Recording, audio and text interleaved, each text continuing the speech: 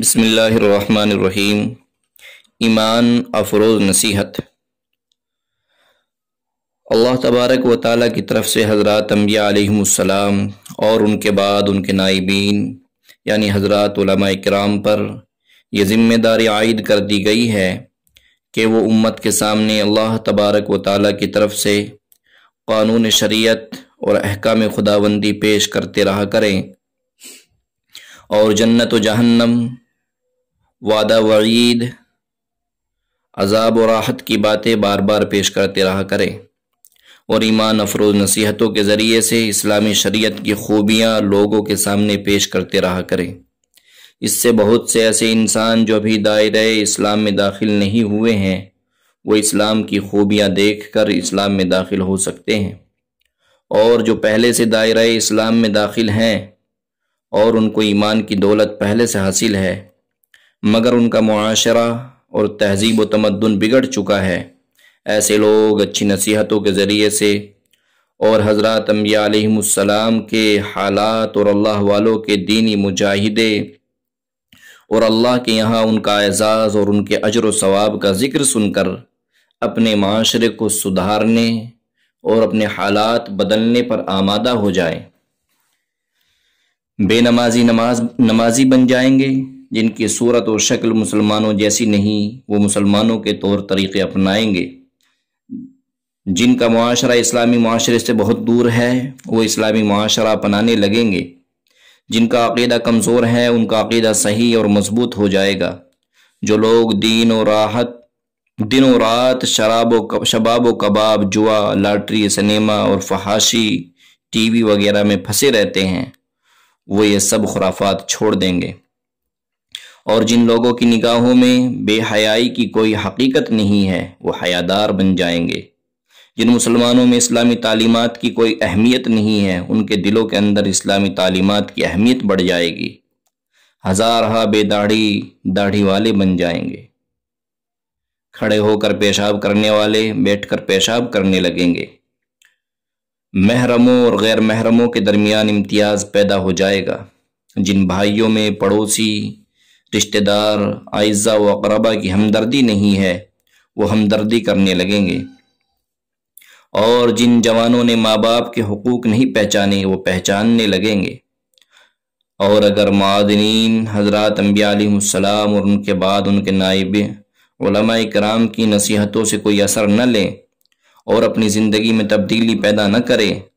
تو ان لوگوں کا عناد اس تذکیر و تبلیغ میں کوئی نقصان نہ پہنچا سکے گا، وہ لوگ اپنے کردار کا وبال خود بھگتیں گے، لیکن ان نصیحتوں سے ہدایت قبول کرنے والے مسلمانوں کو ضرور نفع پہنچے گا، اس لیے کہ ہر مسلمان کے دل میں ایمان کا نور ہوتا ہے،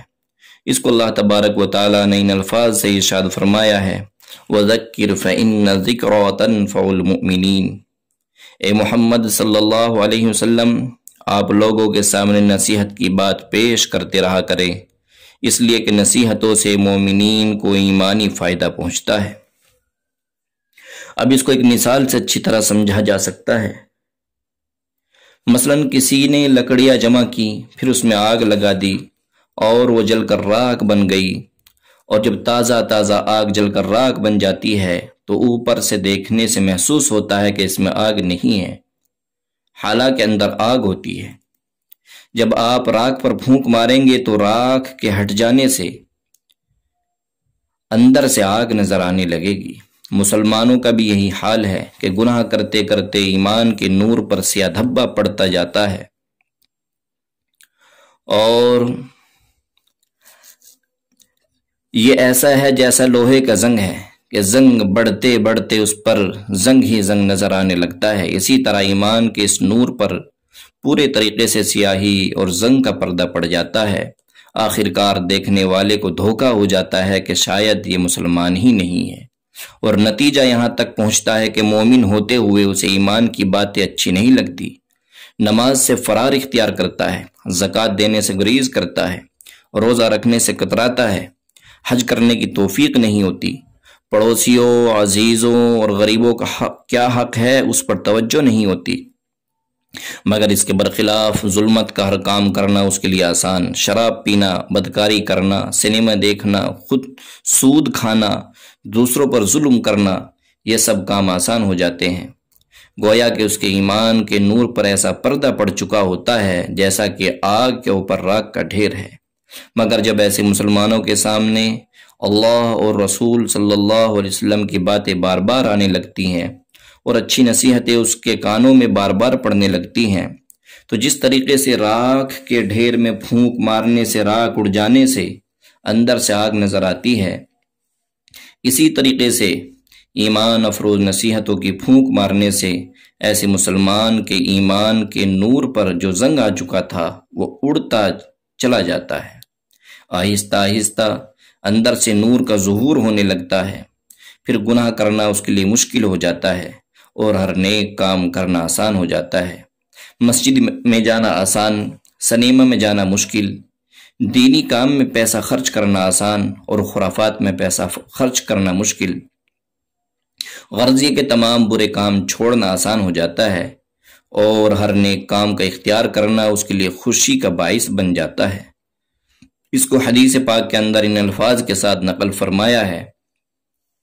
حضرت ابو ہریرہ رضی اللہ تعالیٰ عنہ سے مروی ہے کہ حضور اکرم صلی اللہ علیہ وسلم نے ارشاد فرمایا، بے شک جب مومن کوئی گناہ کرتا ہے تو اس کے دل میں ایک سیاہ دھبا پڑ جاتا ہے، پھر اگر توبہ کر لیتا ہے اور ایسے گناہوں سے باز آ جاتا ہے اور اللہ سے استغفار کر لیتا ہے تو اس کا دل صاف ہو جاتا ہے، اور اگر پھر گناہوں میں بڑھتا جاتا ہے تو اس کے زنگ میں بھی اضافہ ہوتا جاتا ہے۔ یہ ایسا ہی ہے جیسا کہ اللہ تبارک و تعالیٰ نے قرآن مجید میں ارشاد فرمایا، کَلَّا بَلْ رَانَ عَلَىٰ قُلُوبِهِمْ مَا كَانُوا يَكْسِبُونَ، ہرگز ایسا نہیں بلکہ ان کے دلوں پر ان کے اعمال بد کا زنگ بیٹھ گیا۔ اس لیے محترم بزرگوں اور دوستو،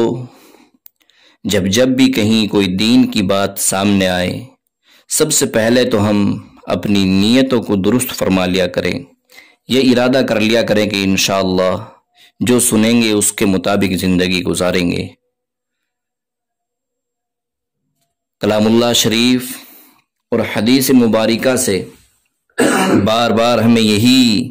کہا جا رہا ہے کہ لوگوں، اللہ کو پہچانو، اللہ سے ڈرو، اللہ کے حکموں کو مانو، نبی کریم صلی اللہ علیہ وسلم کی زندگی کے مطابق زندگی کو ڈھالو تو کامیابی ملے گی۔ جس مالک نے تمام کے تمام جہان کو بنایا، اس مالک کو ہی ہم پکاریں، اسی کی عبادت کریں، اسی کی مرضی کے مطابق زندگی گزاریں تو انشاءاللہ یہ زندگی بھی پرسکون ہوگی اور آخرت بھی پرسکون ہوگی۔ اللہ سے دعا کیجئے اللہ تعالیٰ مجھے بھی، آپ کو بھی اور تمام امت مسلمہ کو کہنے اور سننے سے زیادہ عمل کرنے کی توفیق عطا فرمائے، آمین۔ اللہ